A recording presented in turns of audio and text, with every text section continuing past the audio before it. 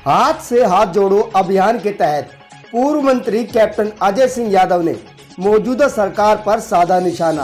बोले, धर्म और जाति के नाम पर देश में भाजपा जहर घोलने का कर रही है काम। इस नफरत की दीवार को तोड़ने के लिए राहुल गांधी द्वारा भारत जोड़ो यात्रा निकाली गई।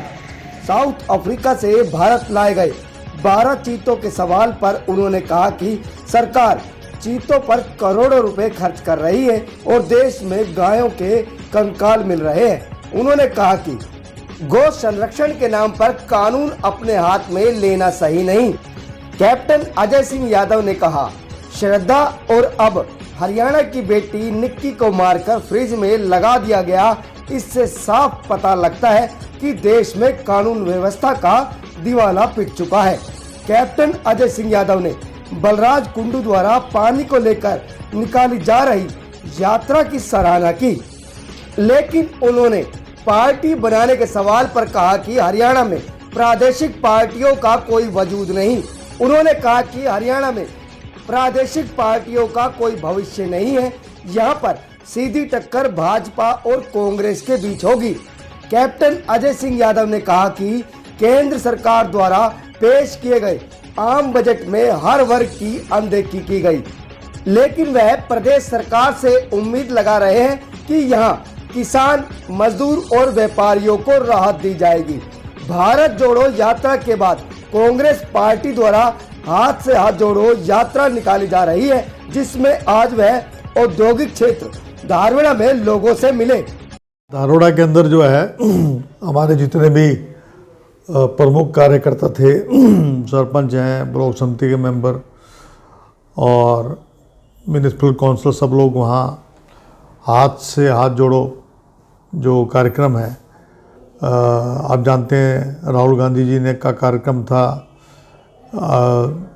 कन्याकुमारी से लेकर और श्रीनगर तक जो प्रोग्राम उनका था, जिसके तहत भारत जोड़ो प्रोग्राम के बाद ये फैसला लिया गया था कि हाथ से हाथ जोड़ो प्रोग्राम किया जाए, जिसमें जो मौजूदा सरकार है उसकी जो नाकामियां हैं, जैसे महंगाई है, बेरोज़गारी है, भ्रष्टाचार है और संवैधानिक संस्थाओं को नष्ट किया जा रहा है, निजीकरण है जिसके द्वारा आरक्षण को ख़त्म किया जा रहा है, जातीय जनगणना के मामले की बात है, और अडानी ने जिस तरीके से देश की सारी संपत्ति को आज 1% जो लोग हैं वो देश की 40% संपत्ति को लिए बैठे हैं, और जो प्रश्न पार्लियामेंट में राहुल गांधी जी ने रखे थे कि उनको कॉन्ट्रैक्ट देने में प्रधानमंत्री का कितना हाथ है, कितनी बार वो साथ गए हैं, कितनी बार वो साथ उनको जिस देश में गए वहाँ उनको कॉन्ट्रैक्ट मिला, कहाँ कहाँ उन्होंने सिफारिश की है,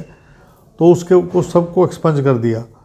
तो इस मामले को लेके जनता को जागरूक करने के लिए, और क्योंकि मीडिया द्वारा जो बात पहुंचनी चाहिए वो पहुंच नहीं पा रही है, इसलिए जो हमारे कार्यकर्ता हैं वो जगह जगह जाकर पैम्फलेट दे रहे हैं, जिसमें हम चार्जशीट कर रहे हैं सरकार को उनकी नाकामियों को लेकर। देखिए, मैं तो पहले ही कह चुका हूँ कि चीते ला रहे हैं जिस पे करोड़ों रुपए खर्च कर रहे हैं, 200-300 करोड़ रुपए खर्च कर चुके हैं। उसकी बजाय गायों के संरक्षण के लिए गौशालाएँ यहाँ बन रही हैं। अभी मैं वहाँ देख के आया हूँ धारवाड़ा के अंदर, और भी कई जगह के कंकाल मिल रहे हैं गायों के, और जिस तरीके से एक कार्य हो रहे हैं। अभी कल जो है 2 व्यक्तियों को जो है जिंदा भी जला दिया गया। अब उसको क्यों जला गया? देखिए, ऐसा है, कोई भी व्यक्ति अगर कोई आप अपने हाथ में कानून को नहीं ले सकते हैं, या गौरक्षक तो वो होता है जो गऊओं की सेवा करे। मुझे पूछिए कि जो जितने भी गौरक्षक बन के घूम रहे हैं, कितनी गौएं इन्होंने रख रखी हैं, लेकिन ये धर्म और जाति के नाम से जो भाजपा वाले जो हैं देश के अंदर जहर घोल रहे हैं। और राहुल गांधी जी ने उस नफरत को दीवार तोड़ने के लिए भारत जोड़ो यात्रा उनको करनी पड़ी थी। देखिए, बजट भी आ रहा है, बजट में क्या कुछ हमें उम्मीद करते हैं कि एक तो हमारा एम्स का जो है मामला, उसके बारे में जो है बात आनी चाहिए। एक हमारा जो लड़कों का कॉलेज है, यहाँ पर उसकी बिल्डिंग का पैसे आने चाहिए।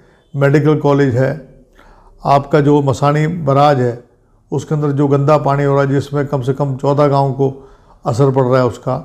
मेरा ये कहना है कि जितना भी गंदा पानी है ये ड्रेन नंबर 8 से जोड़ दिया जाए, ताकि वहाँ पर जो अंडरग्राउंड वाटर जो ख़राब हो गया है, ठीक है।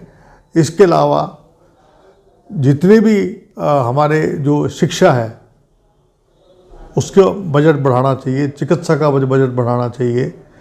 और सबसे बड़ा मुद्दा है कि जो गरीब आदमी है, मनरेगा उसके 77,000 करोड़ रुपए कम कर दी, तो क्या सरकार अपनी तरफ से कुछ करेगी? और क्या पुरानी पेंशन को बहाल करने की बात करेगी? आशा वर्कर हैं, आंगनबाड़ी वर्कर्स हैं, आपके डॉक्टर्स हैं, आज किसानों के बारे में क्या इनका, अभी आप जो केंद्रीय बजट में तो कटौती करी है, चिकित्सा में भी कटौती करी है, शिक्षा में भी कटौती करी है। मुझे उम्मीद है इस बजट के अंदर जो है किसान, मजदूर, व्यापारी और शिक्षा, चिकित्सा के ऊपर बजट में ज़्यादा कैप्टन साहब, बजट 2024 चुनाव की तैयारी चल रही है, ज़्यादा बजट दिया जाए। 2024 के चुनाव की तैयारी चल रही है। वरिष्ठ नेता होने के नाते कांग्रेस पार्टी की तरफ से कैप्टन अजय सिंह यादव मुख्यमंत्री का चेहरा हो सकते हैं? नहीं, ऐसा कुछ नहीं है। मुख्यमंत्री कभी कुछ चेहरा ना तो कोई कभी कांग्रेस ने किया है। मुख्यमंत्री जो है जब विधायक बनते हैं तो विधायक फैसला करते हैं, हाईकमांड फैसला करती है। मैं फैसला करने वाला कौन होता हूँ कि मुख्यमंत्री का चेहरा होऊंगा नहीं होऊंगा? मैं तो पहली बात तो चुनाव ही नहीं लड़ रहा विधायक का, मैं तो लोकसभा का चुनाव लड़ रहा हूँ, चिरंजीव लड़ेगा। और ये पार्टी के ऊपर है किसको क्या काम देना है, किसको काम नहीं देना। मुझे अभी राष्ट्रीय अध्यक्ष पिछड़ा वर्ग का बनाया गया, उसके लिए हम जनगणना, जो जातीय जनगणना, उसके लिए हम कर रहे हैं। ओबीसी डिपार्टमेंट अलग होना चाहिए। आरक्षण जो है उसको संवैधानिक कॉन्स्टिट्यूशनल राइट मिलना चाहिए। 27% आरक्षण जो है पूर्ण रूप से नहीं दिया जा रहा। निजीकरण के विरोध में हम लोग कार्य कर रहे हैं।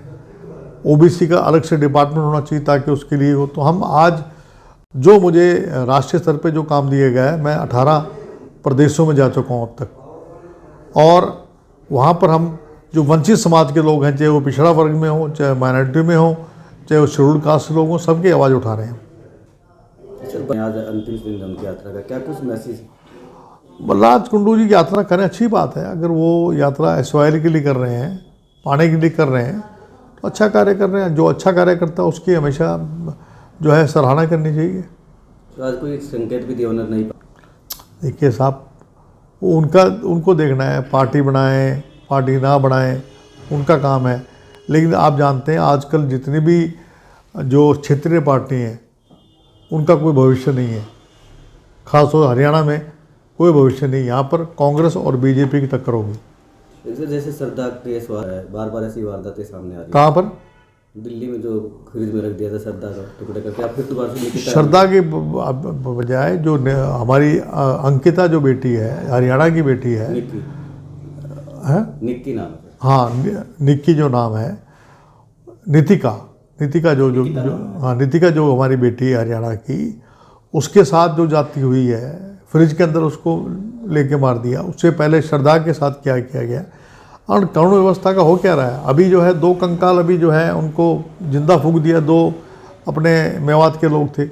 इस प्रकार का किसी भी व्यक्ति को कानून अपने हाथ में लेने का अधिकार नहीं है। सरकार जो है ये बताए कि उन 2 आदमियों को लेकर हरियाणा में लाकर मारने का मकसद ये है कि हरियाणा में संरक्षण मिल रहा है ऐसे लोगों को जो इस प्रकार की वारदात कर रहे हैं। कि ये जो तौर तरीके हैं गलत हैं। आप उनको पुलिस के हवाले कर दो। कोई अगर यदि गौ कशी कर रहा है, अगर कोई कर रहा है, तो इसमें तो कोई प्रूफ भी नहीं है, तो आप उनको बजाय इसके आप उनको मारने की बात करें, आप मॉब लिंचिंग की बात करें, उनको आप पुलिस के हवाले करें।